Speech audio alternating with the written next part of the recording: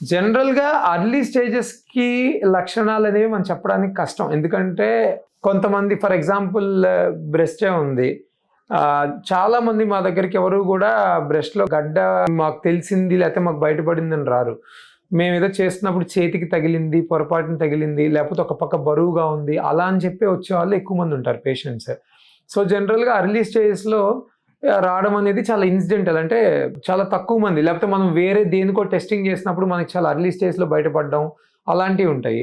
But advanced స్టేజ్‌లో గనక చూసుకున్నట్టయితే చాలా క్యాన్సర్స్ మనకు అడ్వాన్స్‌డ్ స్టేజ్‌ల్లో బాగా సివియర్‌గా వెయిట్ లాస్ అవ్వడం, సివియర్‌గా అంటే ఆకలి తగ్గిపోవడం, బరువు బాగా తగ్గిపోవడం, రోజు రోజుకి ఇంకా వీక్‌నెస్ పెరిగిపోవడం ఇవన్నీ జనరల్‌గా ఉన్నాయంటే జనరల్‌గా పేషెంట్ అడ్వాన్స్‌డ్ స్టేజ్‌లో ఉన్నట్టు.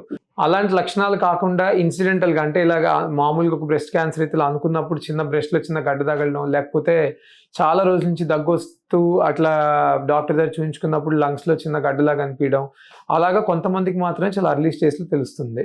బట్ జనరల్‌గా చాలా వరకు మనకి ఎప్పుడైనా సరే థర్డ్, ఫోర్త్ స్టేజెస్‌లోనే ఎక్కువ సింప్టమ్స్ కనిపిస్తాయి. ఫస్ట్, సెకండ్ స్టేజెస్‌లో సింప్టమ్స్ కనిపించే అవకాశం కొంచెం తక్కువ. మీరు తీసుకునే అదే మందులు, అదే నాణ్యమైన మందులు, కానీ సగం ధరకే.